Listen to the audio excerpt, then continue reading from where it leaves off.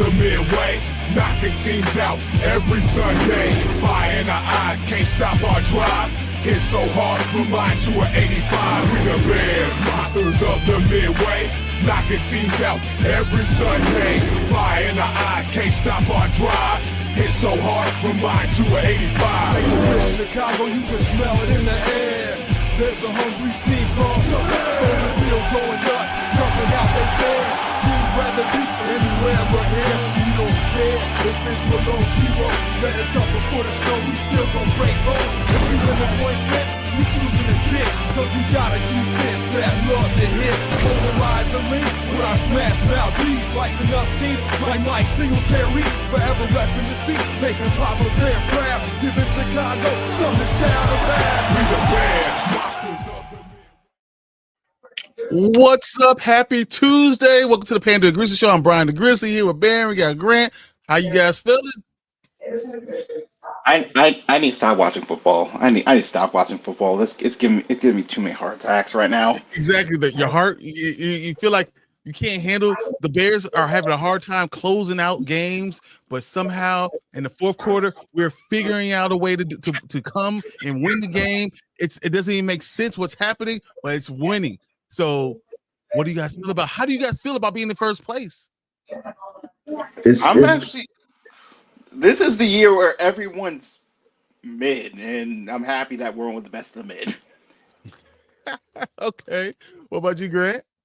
It's weird because we haven't been in a competition for the division since 2018. Like it's been like what 7 young. You guys probably don't remember. I remember. But yeah, it's kind of weird being in this position. But at the end of the day, I'm happy that it's going on. So now we can push into November, December in the playoff race right now. So looking forward to it.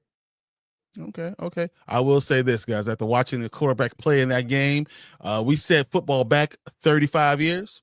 It's obvious. That's what happened. Caleb was 16-32 for 193 yards, 0 touchdowns, 0 interceptions, and 2 sacks, which is actually pretty good. But the QBR is a 23.7. His rating, overall quarterback rating, is a 68.9. That's not good. But you want to hear real not good? Let's look at J.J. McCarthy. J.J. McCarthy was 16-32, just like Caleb, for 150 yards, so 43 yards less. 1 touchdown, 2 interceptions.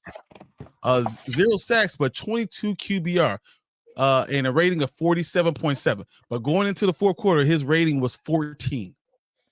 Yeah, it was not good. And I will say this: JJ McCarthy's taking a lot of heat, but he's taking it on the chin. He's saying all the right things. So I respect for the hometown boy a little bit for what he did. I was worried he did it again, guys. I was worried that he did it again. They came back and we gave up that punt return, and he scored again. And I'm like, I can't believe we did this. This happened again.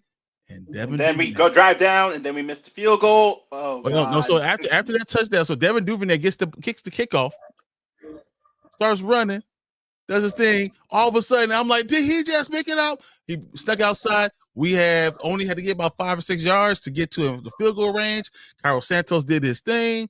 As much as I talk about him, he is the Bears' all-time most accurate kicker. So all I can say is we won the game. That's all that matters. We won the game. We're 7-3. We're 4-2 away on the road. Man, what a game.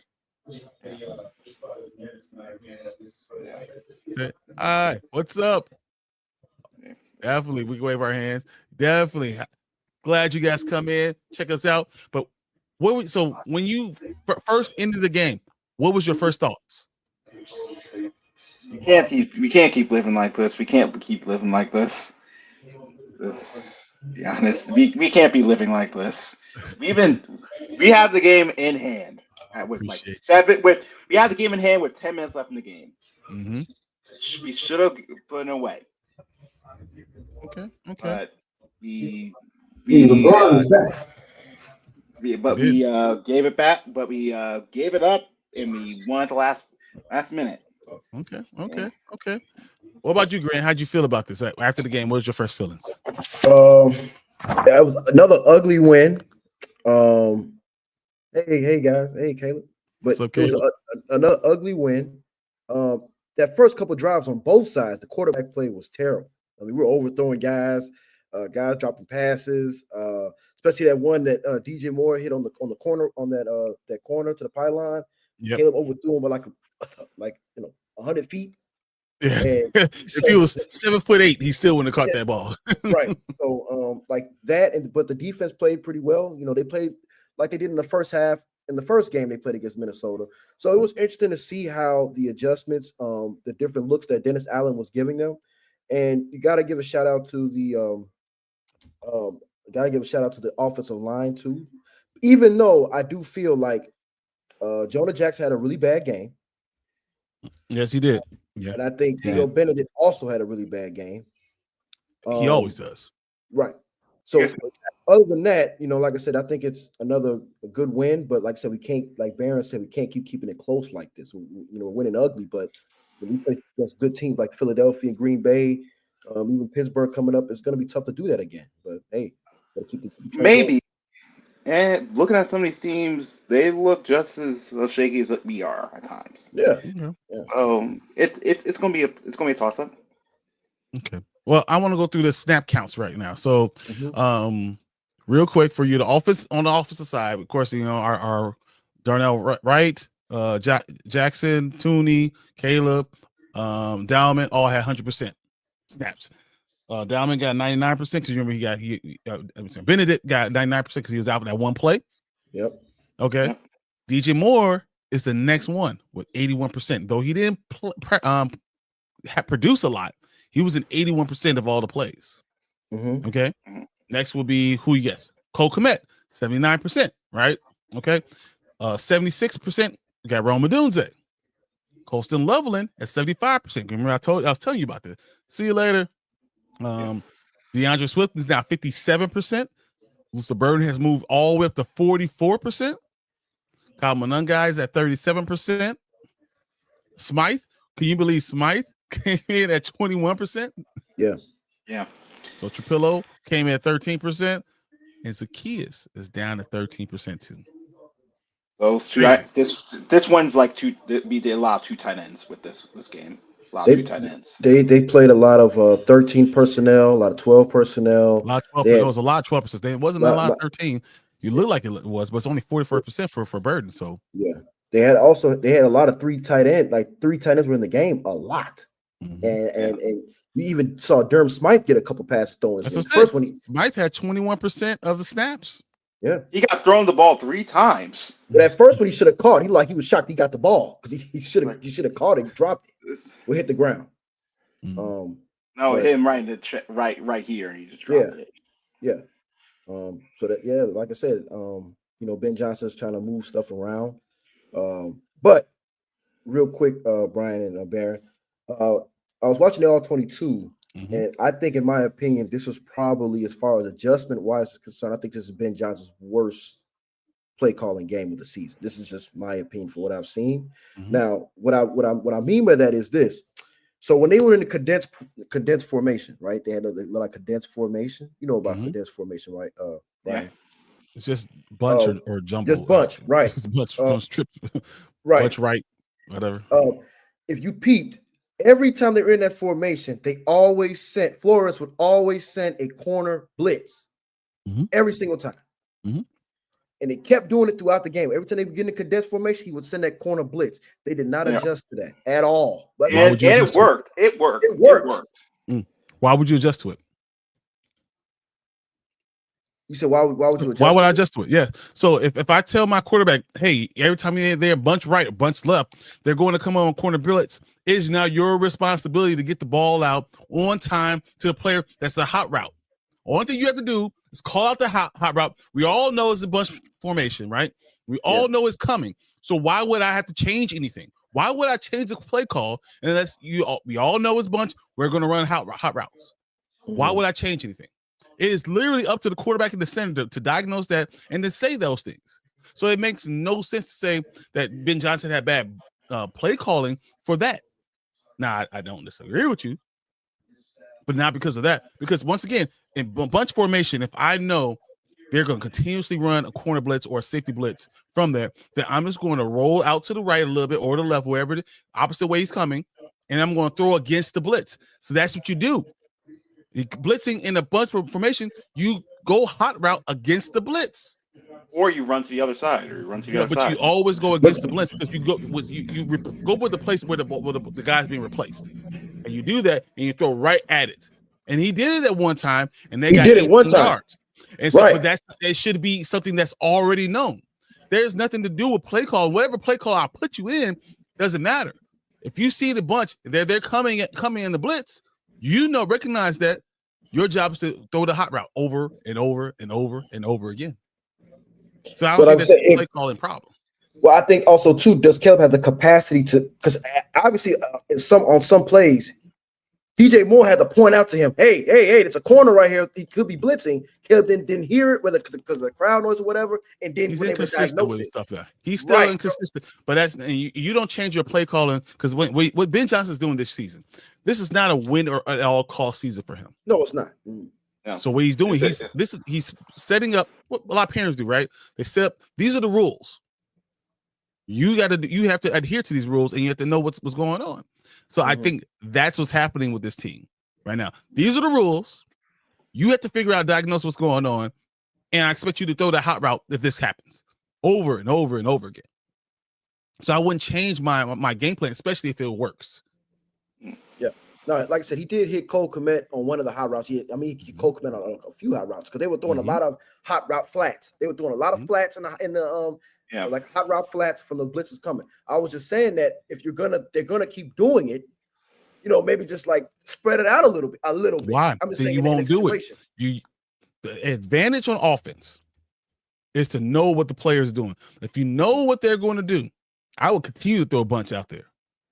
And I'll tell my second guy, my top guy, go give me a stick route. 7-yard stick route, turn around, get me. My end guy, my last guy that's closest to him, go with me a 1 yard out.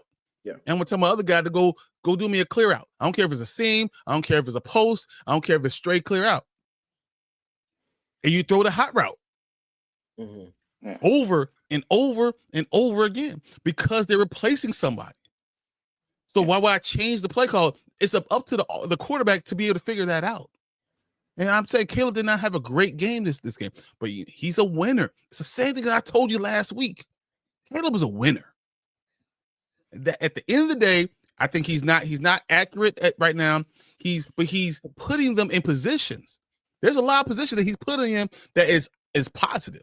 And I think he's getting better every week. I think I should like that he played this week more than he played last week, even though his stats looked better last week. He was a better winner this week. He was in control. Because there were times that where they go. Yes, go ahead. Because at times the offense they kind of just get a couple times like free rusher off the edge. He escapes and gets runs for 5. Mm-hmm. Okay. But not just that, he's also yelling at people getting in the right position. Colston Loveland's coming in the wrong position. He's yelling, get in the right position. He's holding them accountable. Yeah. Well, like I said, also too, and he overcame a lot of the interior offensive line had a pretty bad day. Jalen Redmond was in the backfield constantly. Like he was eating Jonah Jackson for lunch. Even he gave Darnell Wright some problems. Like they couldn't block him. It took him to almost the end of the fourth quarter. Say, you know what, we might have to double team this guy, combo block this guy.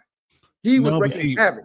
So I will say this. So you look at DeAndre Swift. I think DeAndre Swift had his best game as a Bear. I know the stats are not this crazy amount. He had 21 carries for 90 yards, but he was running inside. He was not cutting to the outside over and over again. He was running right down. He was opening. He was cut back. He was doing all the right things. 21 carries, and he was literally getting 4.3 yards a carry. He's the reason why we stayed in the game the entire time. The offense was running through DeAndre Swift, and I love what I saw out of him. And I'm not a DeAndre Swift fan. I am not. But I think he had the best game that he's had. But that's they were running well against him. And you know what's funny? Though Theo Benedict is not a good pass blocker, somehow running to the left side was open. He was getting in, he's throwing his body in the way, They'll try to go to right, and they're cutting back left, and it was working over and over again. Yeah. But so we talked about Ben Johnson. You talk about his play calling. I loved what he did with the run carries. Kyle Monangai had another 12 carries. He didn't have a great yards per carry like he usually does, but he also had a touchdown, right? Mm-hmm. Yeah. They ran the ball 39 times. Yeah. And I thought they should have ran it more. I thought they should have ran it more than that. Yeah. But I think you have to have respect. And now, in Caleb being 16-32, there were some drop passes too. Yeah. There are about 4 or 5 drop passes also. So let's say he hit all 4 of those and he's 21-32. It's not a really accurate day. But it's a passable day. It's a passable day. And it's something that you can see. And he was targeting Cole Kmet 5 times. Roma Dunze 6 times. Colston Loveland 4 times. Luther Burden 5 times. DJ Moore only 3 times. But he was trying to spread out a lot of these targets. So I think the problem was our offense. Remember I told you Zacchaeus, Luther Burden can't just replace Zacchaeus. Yeah. Our offense is not fluid right now. Yeah. That's what it was. And it was obvious when Luther Burden was in the game, he was going to come in for DJ Moore, he was coming in for Roma Dunze. They weren't having the same groups coming out, running out the same time over and over again. So they weren't being as polished as usual. Yeah. So, I mean, these are things that I accept, and I knew that was going to happen, but they just seem much better when they're running 2 tights and 12 personnel. They just seem like a better team. Yeah. Mm-hmm. So I still think too that they need to stop. They'll have Zacchaeus in there, and they'll have Burden in there, and then they'll take DJ Moore, Roma Dunze out. They need to stop doing that. They need to stop doing that. That does not work now. They stop doing that right now. Every single time that happens, something bad happens. Something bad. It's not even that. It's just that when you look at the all 22, the defense is not. If they know they got Burden and Zacchaeus out there, they're gonna be looking like, they either press coverage. Let's know nothing. We're either gonna run it or we're not fearing we're not fearing nothing. Because Zacchaeus, they try to have him do a route where they had him do an out and up. Mm-hmm. And it was like one of the worst out and ups I've ever seen in my life. Like it was. He got terrible. jammed. He got jammed. Exactly. Mm-hmm. Yeah, but it was another route though. He did I think a corner post. He was open, and Caleb missed him. I mean, like he missed him. Yeah. So when he missed, it was that post corner. He did that post and then back to the corner. He missed him on that one, right? But the out and up is really a stick and go. So what he was doing the inside release, 7 yards, stick it, and then go. Right. And but when you stick and go, you're going to a linebacker. The linebacker put his ass up and he couldn't do nothing about it.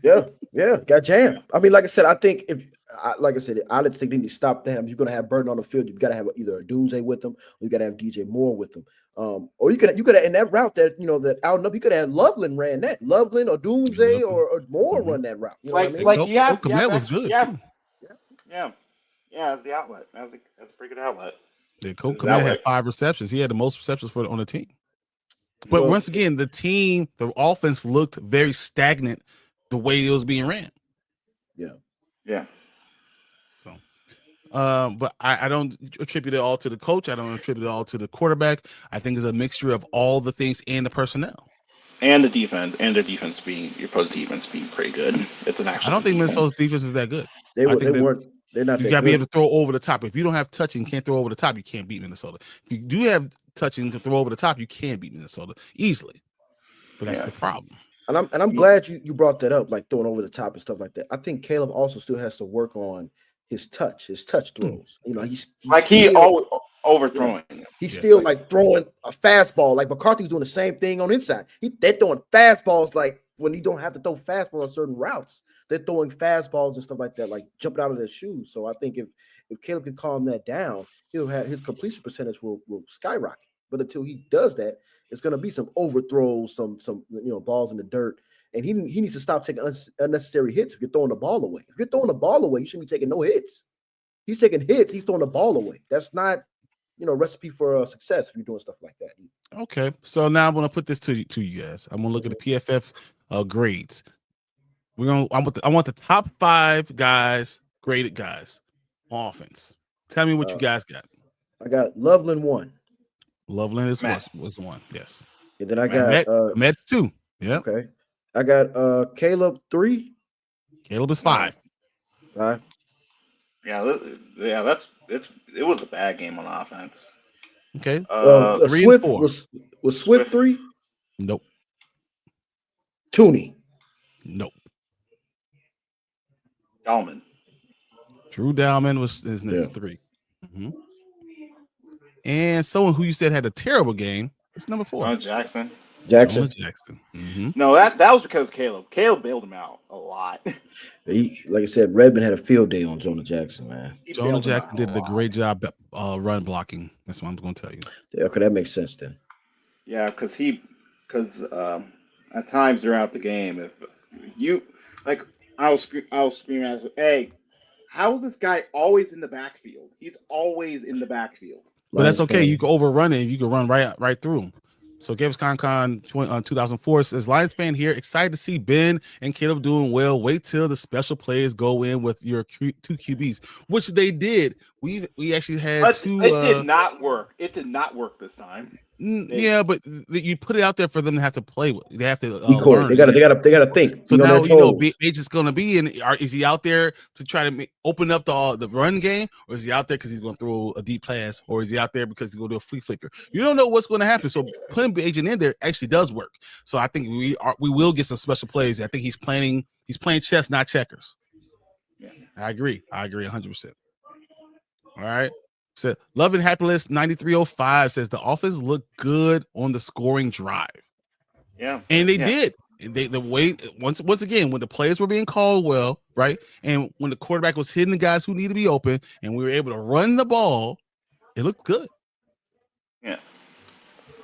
It looked really good. And I agree. I think that's what you're going to need. You need an offensive line that's going to be on the same page. You need offensive players that are used to playing together. Ain't Caleb making the right decision? But if you can get DeAndre Swift running the ball well on the inside, hey, the sky's the limit. Yeah. Okay. I miss those plays, even if they don't work. We don't have that stuff anymore. Yeah, I know. And Lions, I think that's really interesting because they should have beat Dallas. I mean, not Dallas, but Philadelphia. They should have beat them, but they didn't have enough creativity on offense. And utilize their running backs. They do not use their running backs well anymore. Well, no, I mean, I think they they still did fine. They're great players. They're great players, but they're not as. But I think the Eagles also have one of the top defenses in the league. Also, I think the Eagles be played. No, they don't. No, they don't. Oh, they could be scored on, but their secondary is not that good. I won't call their secondary good. I agree, but you gotta get past the pass rush. That pass all right, rush and that run wall. Let's switch it up.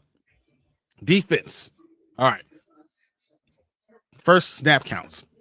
I want you guys to listen to this. It's kind of interesting for me, at least. All right. 100% of the game. Tremaine Edmonds, 100%. Right? Yeah. Deshaun Wright, 100%. CJ Gardner-Johnson, 100%. Kevin Byard, 100%. Brisker, 98%. Noah Sewell, 96%. What lineman am I going to say to 93%? Grady Jarrett. No. Booker. Austin Booker. Well, and we'll discuss why 93% for Austin Booker. We'll discuss that. Montez Sweat, 80%.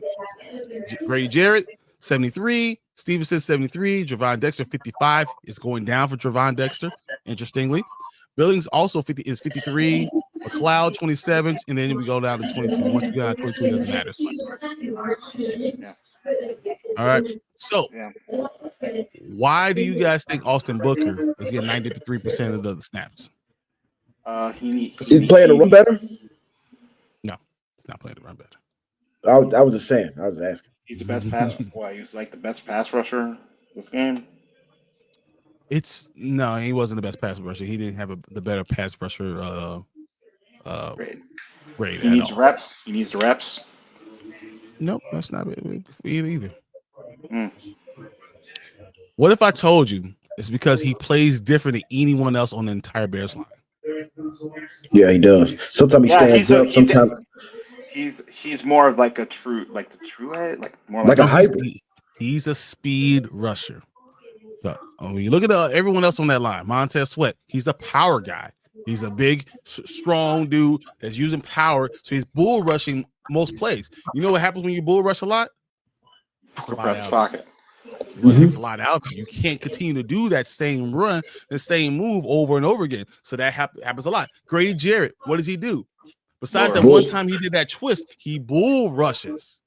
Right? Javon Dexter and Andrew Billings. What is he gonna do? They're gonna play the run and they're gonna bull rush you. So once again, the only player, it's a lot easier. Is it easier to bench to do 10 reps of bench, or is it easier to just do 10-yard sprints? 10-yard sprint. Yeah. Can you stay in the game longer if you're doing 10-yard sprints, or you're doing 10 reps at 315 pounds? No.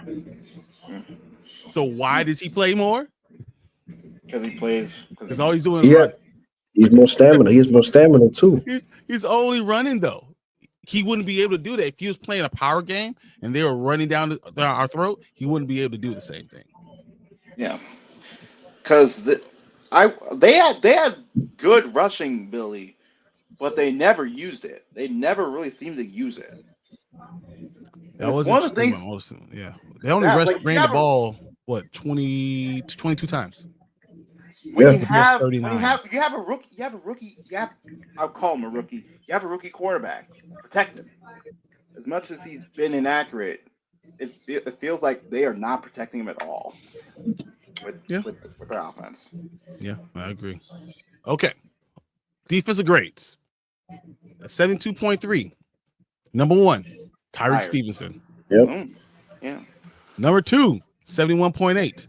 Fired. Yeah. Number 3, and 69.6. Grady Jarrett. Yeah. Number 4 at 69. CJ. Yeah. Now, who's our highest ranked defensive end? It was that the guy we just traded for. What's his name? JTS. Still trying. Yep. Still trying. But that's kind of hard. He didn't play that much. He didn't play that much. He didn't play many games. Many snaps. He only had 3 snaps this game. So we traded him for him. He only had 3 snaps. We didn't use him. Exactly. So, all right. On the opposite end, who had the worst offensive grades? I think DJ Moore had it. DJ Moore has the second worst. Bennett was 1. No. Odunze? No. 1's not fair because he only played two snaps. Travis Homer was 3rd. That's not fair. And he got face mask for that one play. He should did. Yeah. What you saying, B? Trapillo? Trapillo was 5th. Yes. Smythe was 1st. Yes. You're missing 1 guy. Zacchaeus also had all bad games. So Smythe, though he played as many snaps as he didn't really score very well. DJ Moore literally dropped those passes. He had 2 passes that hit him in the hand that would have really changed the entire game. No, one of them hit him right in the chest. That's because that's DJ Moore's fault, but Caleb also throws the ball really, really hard. Yeah. That's probably his best throwing ball all day, though. That was his best throwing ball. That one he dropped. Yeah, when you have 3 targets for only 8 yards, that's a problem. And he had 1 catch for 18 yards with 3 targets. I'm sorry. And that was not good. Dropped. Yep. And that one was almost dropped. So as much as I'm a huge DJ Moore fan, he did not have a good game. Now, give me the 5 worst graded defensive players. Noah Sewell's in there. Number 2. Do you remember how many percent of the plays he played? 98% of the plays. He scored 29.2. And you felt it. You felt it at times. Dude. Oh my God. We need TJ Edwards back. Okay. Yeah. Give me another one. Deshaun Wright. No. No, he played okay. He played actually on the other side. He was in the top 5. Oh, he's on top. Let me see. Booker. Booker, Austin Booker, I just talked about, right? You said, oh, he played all these percentage of plays, 47%. Once again, because he's able to. He's running. He's a young guy. He's running. He's not a power guy, so he's able to play. But he did not score very well at all. Dexter. No. Billings, 31.3%. Ooh. You're not gonna get number one. The number one guy is Jonathan Ford. He only played a couple of snaps. He's terrible. He's just there to be a body. Exactly. And then the fifth best worst was Dominic Robinson. So we had a really bad game from our defensive tackles and defensive ends. Yeah. You know, but without TJ Edwards, our defense is suspect. It really is. Yeah, it's missing the captain. Missing the captain of the ship. Okay. Anything else? Any news on TJ? Going into this week? So they apparently TJ wanted to play and they said no. But do you guys remember last week when I said, hey, Jalen Johnson's going to get to play in a couple of weeks? And that they were eyeing the Pittsburgh, like I said this last week, they're eyeing the Pittsburgh Steelers game. Yeah. Yep. I'm not guaranteeing he's going to play there, but I know they're eyeing it and he really wants to play against Aaron Rodgers. Mm-hmm. And I told you this was coming, right? I told you this last week. if he doesn't play, he's guaranteed to play against Philly. No. It seems like the way. It seems like he'll be back. And Kyler Gordon also will be have his 21-day activation period that same week too. So let's put a bow around this whole Vikings game. What did you think we learned? Exactly what we already know. Everything that we already know. Yeah. We need our defensive guys back now. We need TJ Edwards. We need Jalen Johnson. We need Kyler Gordon back now because we don't really know. It's hard to really decipher how good this defense can be because all those guys, your key guys, have been out the whole year. You've never seen them all healthy at one period of time. So getting those guys back healthy will tell us a lot about how far this team can go and how, even with the lack of passers we have, if the back end is healthy, how would our back end look in the back with all those guys being back? And what can you do with all those guys back there? Because you signed CJ Gardner-Johnson for the rest of the year. So how are you going to fit Kyler Gordon, CJ, Brisker, Byard, Nahshon Wright, and Stevenson? I mean, Nahshon Wright's not going to play as much, and you're going to give people breaks, and you're going to go on a 5-man, plays 5 men that can play. You're going to have 4 cornerbacks that can play. CJ Gardner Johnson is still going to be able to play on the field at the same time, but this defense is ran by TJ Edwards. Yeah. Everything on this defense is better when TJ Edwards is on the field. So we need him coming back for him to be healthy enough to play for us to really have a chance against these better teams because we had a really easy schedule this first half of the season. Yeah. We're going into a very tough schedule going forward. And we're going to have to really watch it. Yeah. Yeah, Melon Masher says the Bears keep winning close games because they give up 14 points in the last 5 to 7 minutes. That's a fact. Yeah, they love giving people a heart attack when they don't need to. They just love. We could be up 14 points and they could be less than 2 minutes, and they still going to find a way to let the other team back in the game. I just don't understand it. McCarthy was horrible the whole game. Last drive, all of a sudden, he just becomes this all guy. The guy they drafted at 10, and he just drives down the field with ease, no huddle. So, like I said, we just need those guys back, the captains and stuff. All right, so let's talk about this. The Steelers are coming to town. I mean, if you watch me on any of the shows on Dynasty Pylon, Steelers are my favorite AFC team. Come to Chicago. I don't care. I hope they lose by 100. Does not matter. Because that man. I hate this man. I don't like the name Aaron. Aaron. I don't even like the name Aaron. I don't like the color green. My introduction is Minnesota. Don't worry about it. I don't like it. I hate them. I hate everything to do with them. Yeah. And we got Pittsburgh coming in. Mike Tomlin, who in my opinion, I love him as a head coach. He's one of my favorite coaches in the entire NFL. I would rather have him than anyone else coming in town. Now, I hope they all trip and fall and bust their heads open. What do you think that you're going to see against the Steelers this week? I want to see Aaron Rodgers play, and I want him to get crushed once. What about you, Greg? It's gonna be interesting to see. I want to see T.J. Watt in that defensive line versus our offensive line. Are they going to move him around and have him face against Theo Benedict, or is he going to stay on the side against Darnell Wright? Whichever the case may be, I want to see how we handle that pass rush, because obviously we faced 2 weeks ago a good potential Giants front. Then we faced Brian Burns is the best defensive end right now as far as sacks in the NFC. Right, and then we faced the Vikings front that you don't know what the hell's going on with their front because of Brian Flores said, and a whole bunch of stuff happened. And then you got Pittsburgh with T.J. Watt and Hayward and those guys. How are we going to handle that front? Are we going to be able to run the ball on this squad? Stuff like that. So that's what I'm looking for on this game. Okay.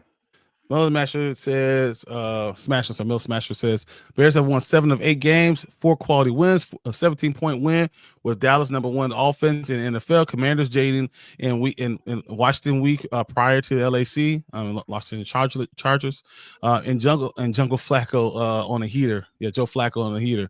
Give Vikes the first division loss. Yeah, this is all quality wins, and I look at it, and I look at the Steelers and. With Aaron Rodgers having a fractured wrist, I'm going for someone go in his career.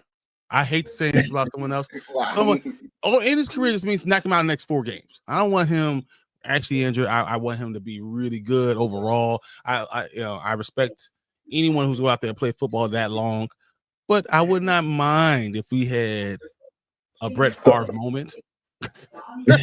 After all the pain and torture he's given to us, I don't want anything to hurt permanently injure him, but I wouldn't mind breaking that wrist a little bit more to a point where he can't play. I wouldn't mind that. Just saying. I know that's a bad thing to say, but I just wouldn't mind. What are the odds that he plays? Oh, he will play. He's playing. He will play. This is his team. He thinks this is his team. I dominate. This I team. own you. Oh yeah. I hope he gets knocked out. Chicago's our 12. Bears are 12-1 versus the Steelers at Soldier Field all time. What's up, Ron? Bear down. 100%. Yeah. Says I believe that this team can win the division and host a postseason game on the lakefront. All 4 teams in the North, tough schedules. Lions next 4 are New York Giants, Green Bay, Dallas, LA Rams. They going 2-2. I like that. I think we all could go 2-2 in the next 4 games and end up in the same spot. It's going to go down to the last games of the season. I really do. So so make sure you circle that week 18 against Detroit at home. That could be a really big game right there. Yeah, I'm going to that game. Oh, really? Yeah, I'm going to that game. Really? So, but yeah, I'm looking at it. I think we can beat the Steelers. I think Aaron Rodgers is him being hurt. DK Metcalf is a problem, but if Stevenson does play and we have Jalen Johnson on that field, I think, and TJ Edwards plays, we look a lot better against their offense, right? Because they don't outside of DJ, they don't trust anyone else. They do not trust anyone else besides DJ. You talking about DK Metcalf? DK, yeah. I mean, they got Freiermuth. You got to kind of watch out for him a little bit if he can stay healthy. You still got Darnell Washington, who's a truck. You saw what he did against the Bengals. It's the Bengals, bro. It's the Bengals. They don't tackle. They don't tackle. They don't tackle. They don't tackle tight ends at all. I guess they don't like tackling tight ends. I'm concerned about Calvin Austin. I think he's quick and he's in and out. He can make a lot of in and out cuts. I look at Jalen Warren. He was questionable. Jalen Warren can run really, really hard. Kenneth Gainwell, his quickness does have create problems. So this is a good Pittsburgh Steelers team. I know they're 6-4 right now, but they're also first in the AFC North. They're only 1 game different from the Bears, and I just want to see us kill Aaron Rodgers, in football ways. I don't want to say this, real life. Football is different in real life, guys. Come on. Yeah. I believe you said that. Giants score 20, Vikings score 17. The key to victory, a third straight game. Hold opponents to 20 points or fewer, especially if we get our guys back. That can be done. Yeah. Byard and Gardner Johnson certified ball hawks. When Jalen comes back, he locks down 30% of the field. Jalen come back in Green Bay. I think Jalen comes back either this week or next week. He's either here by Pittsburgh or when we go to Philadelphia. And Ron says, I hope Rodgers plays. I want him to play. I want him to get smashed. And I want us to say, I guess you don't own us anymore. I want this so bad. But you got to play all the entire game, all 4 quarters. If you don't, you won't have problems with Aaron Rodgers. Aaron sucks, but he can play. I hate him so much. Yeah. When I look at their defense, I still love Cam Hayward is still a dude, right? Patrick Queen is still a great guy. TJ Watt is probably one of the best defensive defensive ends. He's a rush or stand-up rush or linebacker. I think he's one of the best out there of that. Alex Highsmith, if he plays, and Cole Holcomb, if he plays, Darius Slay, if he plays, can all be dangerous. But I don't know if they will play. Lots of his plays. Exactly. You got Ramsey playing safety now up there. Yep, free safety, which is a problem. Did he get suspended? No, that was Jamar. That was Chase. Jamar Chase spit on him. Yeah. He deserves it. Jamar Chase deserves to get suspended. All right, Ben Johnson's going to hit Pittsburgh with the run game. Novocaine, Bears #1 rushing offense in the NFC this season. Ben Johnson is certified run game guru.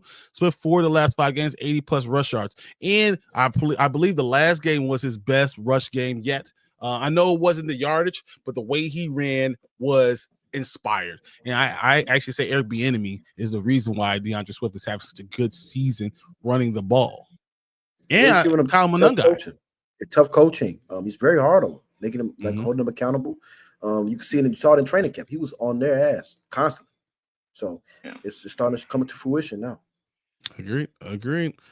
Okay. So we're into that point right now. I want to know what you guys think. Give me scores for the Bears versus Pittsburgh Steelers. Go ahead, Grant. You go first. I was going to say Bears win 21-17. I think it's going to be a low scoring first half, and I think they're going to pull it out. It's going to be a semi-high scoring affair in the second half. So I think it'll be 21-17 Bears. Okay. I think it's 20-24-17 Bears. A little further, probably win it by a touchdown. Okay. And for you, Brian? I'm actually going the Bears 27. No, that sounds crazy. Bears going to score 27. I think the Steelers score a late touchdown to lose 24. But they'll basically it'll be a 27-17 game, and then Aaron Rodgers throw a touchdown. They'll try to onside kick. The Bears cover it, and they win the game 24-27. I'm 27-24. Sorry. So that's what I'm going with. All right. All right, let's go. Love and happiness. I love that. Love and happiness is awesome. The Bears cannot afford to have a comeback or a close game against Tomlin and Rodgers. Ben Johnson has probably been outcoached. Can outcoach a lot of players, a lot of coaches. He's not going to outcoach Mike Tomlin. It's not going to happen. Okay, and you don't want to give Aaron Rodgers the ball with the chance to win. But I could see 2-minute warning. They score a touchdown. The kick, onside kick. The Bears have to recover it. They recover it, and we win that game. That's what I'm going for. Bears have the most takeaways in the NFL on defense, and on offense, they have the second fewest giveaways in the NFL. And I can say a lot of things about Caleb Williams. I'm not a huge Caleb Williams guy. I do believe he's my quarterback, and I'm going to push for him. So you even say everyone goes negative, I'm going very positive in him. Not because I love him, but it's because I think winning is the most important thing. Not necessarily Caleb developing or anything. I think winning is the most important thing. If we can win with Caleb and Caleb can learn a little bit every game and get better a little bit every game, then that's better for us. He's not going to be this guy walk into the NFL, walk into the stadium and be the best guy. He's not that guy. Right. But guess what he can be? Someone you win with, and later by year 3, year 4, a guy you win because he does have that. He's a winner. He's just a winner. He does have a clutch gene also. I'll give him that. All right. Ron says 38-10 Bears. I love it, man. No way. Write that down too, man. Hey, if that happens, man, that would be the best day ever. That would be the best day ever. Saying Ben, I trust Ben the truth, but he says Bears 17, Steelers 16. Another heart attack. I don't know if I'll be here on the next Tuesday because I literally will have another heart attack. Oh man, that'd be cool. That's cool. So Caleb really does struggle to find completions inside the system. It's true, but a tough conversation to have without sounding like a hater. It is. It's really tough to say. Caleb has a hard time being accurate. He does not see what's going on. He has problems post snap of reading the defense and diagnosing where the ball should go. Even when you have a rudimentary like knowledge of how the offense is supposed to go and what you should be looking at, he's having problems breaking that down. But at the end of the game, when he's not worried about reading anything, he's just out there. I'm going out there to win the game. I will win the game. Winning the game. I'm just saying he's doing it, no matter what I feel or not. What up, True Pilgrim? Bear down. Glad you're in here, man. Said the Bears going to make me have an anxiety attack and start chain smoking. Exactly. That's exactly what's going on. I'm like, dude, you're killing me. Why are we doing this week after week after week? I can't do it anymore. Like literally, I'm gonna have a brain aneurysm. I need you to win a game and us to be able to sit back and say, hey, I enjoyed this game. Yeah. Melvin Dispatcher says evaluation first series versus the Vikes. Miss Rome for explosive gain in a drive punt. Second series, Mrs. DJ Wolf for explosive game punt. Third series, a fumble handoff. Fourth series, Ben went run heavy series for a touchdown. And you know what's funny? We ran the ball 39 times still. Yeah. Ben took the ball out of Caleb's hands a lot and tried to put it back in him and just couldn't really go with it. So we just kind of said, all right, well, we're just going to try to run this game and steal the game that way. All right, you guys got anything else to say? Nah, just hopefully we'll see the injury report on Wednesday and Thursday. Hopefully Jalen Johnson's able to play, and PJ Edwards. About Jalen Johnson until Friday. Oh, okay. Because I think you're gonna see limited, and then we're gonna decide Friday what he does. Okay. TJ, I wouldn't be surprised if Thursday be the day to see if he's even limited. If he's limited Thursday, he's going to play on Sunday. But you'll know more by Thursday. But you say you won't think about Kyler being the 21-day window won't start till next week. To after this game. Okay. He said Caleb just had his 10th start out of 27 with no TDs, 37% of his starts, no TDs, and he struggles to find completions. His legs are more dangerous than his arm right now. And it's funny because you know what? Everyone in Chicago is very happy about it, but when Justin Fields was doing it, no one liked it. If I wouldn't like it, they didn't like it. Yeah, it's a true statement. But guess what? Justin Fields just got benched again. So maybe it's not just that. It's maybe something to do with being able to figure out where the ball needs to go and to be a winner. And just like when it gets tough, do you have it? It says QB, who people talk about as a franchise QB, continues to be below average, especially against higher ranked pass defenses. 16-32 for 193 yards with 0 touchdowns once again is a problem, but is also still on his second season. Yeah. And once we made that decision to go with him, we got to stick with him. Yeah. It's just what it is. I don't know. All right. We're going to go through the waiver wire real quick for fantasy football waiver wire. QBs. Give me a couple guys. Is Jackson Dart coming off the is he playing this next week? Jackson Dart is over 60% owned in almost every league. No, I was saying because if he's not playing, try to go James Winston. He's probably playing. Brock Purdy? Yeah. Brock Purdy is still 78% owned. No one dropped him at all. A good one. So for me, I have Jacoby Brissett. That's what I was going to say next for the Arizona, right? Yeah. That's my number one waiver wire. Who's Bryce Young playing? I don't care. Bryce Young had almost threw the ball for 400 yards. That young man was throwing that rock. He was playing his butt off, but it's going against San Francisco, whose defense is not as good as it was last year. Bryce Young, I have is my third number one quarterback. He's only 18% owned in most. But most leagues. You're not facing the Falcons because that's what it feels like. Every time you face the Falcons, he always goes off. It feels like. That's true. That's true. All right, and my second one will be Trevor Lawrence. I think Trevor Lawrence has a good chance. Jacksonville really showed me something. What they did against the Chargers, I was surprised. Yeah, I was shocked. Going against Arizona's defense like that. Now this week, I think Trevor Lawrence could have a big game. He's 34% owned, so I usually don't go for guys that are that much owned, but he's right on the edge. I think that he'll be someone there. And if you're really, really desperate, go Kirk Cousins. You gotta be really desperate because he's going to be the starting quarterback for Atlanta for the rest of the season, guys. Okay. Yeah. All right, running back. Let's go running back. You guys got anyone you like in running back? I got 4. Okay, let I got me Michael hear. Carter. I got Michael Carter. I got Emmanuel Wilson. You like Michael Carter? Oh. Okay. Yeah, because Mercado just sprained his ankle, so yeah. Who else But I think Bam Knight's going to get most of the rushes. I got Emmanuel Wilson, Green Bay, because Josh Jacobs injured his knee. Yes. He also had my number 2 guy. That's a great job. Number 2 guy. Another guy is Sean Tucker. What's up? Yo, Deuce is who's our resident Rams fan, but guess what? That's the team I chose to go to the Super Bowl, man.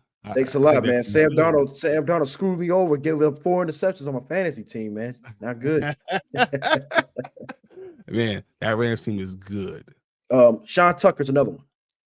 Sean Tucker's another one. Tampa Sean Bay. Tucker, I have him a little bit lower, but yeah, I like Sean Tucker. He's only 20% owned. That's a good one. All right. Kenneth Gainwell. I think Gainwell's another. I hear you. And then Gainwell's actually 43% owned, so he's on that edge. And then Chris Rodriguez Jr. I hate him so much. It might be a good pick, though. I hate him so much. Why? I want to hear this.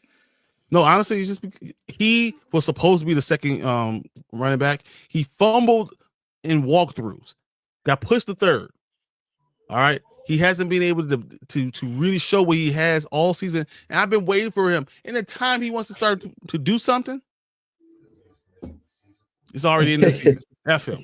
So whatever. Yeah. So I will say Basil Tootin is still my number 1 guy for Jacksonville. They seem like he is playing his ass off. He's having a really good season. They're going with a 2 running back backfield, and it's working really well for the Jacksonville Jaguars. I like him. And I'm going to go on Tyler Algier. I think Tyler Algier is trapped in Atlanta. As soon as a team finds him, he's going to be a star. I think he's going to have a really good game this week. I think he's someone I'm keeping my eye on going against New Orleans.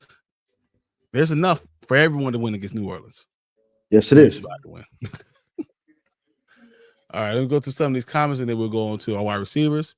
It said the game with a field goal was set up by 9.5 yard carry by Swift with 12:30 left in the game. Up to 16-10, Ben Johnson went to run over Kane, 14 rushes, 5 passes, possessed the ball for 9 minutes and 30 seconds. Masterclass by Ben. And that's what I'm saying. That's why I did not, when you said that you didn't like what Ben did, I thought he actually called a decent game. Especially because I believe that quarterbacks should be able to pick up certain things. And you need to be able to play your part. Yeah. I mean, like I said, we can agree to disagree. So I understand. Okay. Ben Johnson single-handedly giving me hope that this team can make the playoffs, but I need to see the next 3 weeks. Steelers, Eagles, Green Bay. We need to win 2 of the 3. We need to win 2 of the 3. Okay. Deuce. If Bears keep playing well, y'all could be a dark horse. We're a team that you're not going to want to see. I think we're this year's Washington Commanders. Commanders, yeah. That's why I think we're this year's Washington Commanders, and that's what happens. And I agree, coaching matters. Coaching definitely matters. 5-1 in 1-score games. Yeah. But that, who knew who had a game, a thing like that? Minnesota did last year. So did the Commanders did. So like, there's always teams that have this that just are winning. And we could be that guy. We could be that team. All right, I'm gonna go wide receivers. My number one guy, I hate so much. I hate him so much. Christian Watson. I hate him so much. He's the one. He's the one. He officially took the one role. He's always been the one when he's healthy. The problem is he has hamstring problems. He's always have hamstring problems. So when you have a chance to get Christian Watson, he's going to be there. He's going to produce for you if he stays healthy. What about Michael Wilson? Michael Wilson is number 3 guy. My number 3 guy. I like him a lot going to Arizona. Jacoby Brissett seems to be looking for him. He's doing a wonderful job. He's scoring a lot of touchdowns, so he's definitely an add-on. My number 2 guy is Alec Pierce. The same guy I've been saying for the last 3 weeks. Right? I got it. I said Alec Pierce 3 times in a row, right? And what is he doing? Nothing but being the number 1 receiver for a playoff team. Yeah. Yeah. What about Darnell Mooney? Darnell Mooney, no. I don't like it because I don't like Kirk Cousins, but he is on my list at number 5. He's the last one on my list, but I don't like Kirk Cousins, so I can't trust him. But I do trust Mac Hollins. I think Mac Hollins could be a better pickup this week specifically because New England is throwing that damn ball, and right now they're doing a great job. And when you see this team going against Cincinnati this week, high-scoring game, no defense, Mac Hollins, let's go. Yeah. Mark my words. Patriots, what's up, man? What I tell you? Hey, what I tell you? What's up, Dirt, man? Oh boy, let's see. All right, tight end. Okay, I have only 3 guys on my list. Is Jawan Johnson one of them? No, he's the number 1. He's not one of them. He's the one. Oh, you got number 1? He's number 1. He's my number 1 guy. So my number 2 guy. Who? Which one? AJ Barner. No. Lovely. Colston Lovely is my number 2 guy. Yes. Yeah. Because he consistently gets. Now he's fully in the range. He hasn't dropped the ball yet. I like him a lot. Who's my number 3 guy? He's a little bit too. He's owned a lot, and that's what's making it problematic for me. He's owned a lot. I got Dalton Schultz. Really? That's my number 3. Okay. Houston, especially because once again you saw who's already been out, right? Who's already been listed as out for the Thursday night game. CJ's already been out. That concussion was bad. It's exactly. Bad. But with that being said, Davis Mills is starting again. CJ Stroud is out. So when Davis Mills is playing again, Dalton Schultz is a primary guy. I think you need to look for Dalton Schultz in any league that he's available.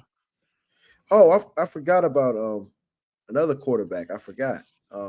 Your guy, Shedeur Sanders. No, you didn't. No. This is fantasy football. This is not make-believe land. You're not picking him up on your fantasy team on the waiver wire? No. You guys show me something first, man. I think he's going to have a good career. I told you he's going to have the last 4 games, right? I said the last 4 games of the season will be Shedeur Sanders' time. It's going to be, but he's going to show himself. If he doesn't, he's going to have problems. Yeah, because that game looked horrible, and you could tell he did not practice. They didn't even give him chances. Any reps to number 1 team. You could tell they're completely on 2 different speeds. 100%. All right, guys. So we have Dynasty Pylon tomorrow. That would be me, Martin, and Mark having a lot of fun with Alec doing that. Next Sunday, we're going to be doing our pregame stuff. Maybe Grant will jump on one of these things on Sundays. We'll see if Brand will come on one of these things. But I will be here then. I'll be here Wednesday. I'll be here Sunday on Dynasty Pylon, and we'll be back here Tuesday breaking down the Bears game. Hopefully a win against the Pittsburgh Steelers and knocking out Aaron Rodgers. Next week, let's same Bear time, same Bear channel. Cannot wait. Hope to see you guys there, but we'll see you later. Peace. We the Bears, monsters of the Midway, knocking teams out every Sunday. Fire in our eyes, can't stop our drive. Hit so hard, remind you of 85. We the Bears, monsters of the Midway, knocking teams out every Sunday. Fire in the eyes, can't stop our drive. It's so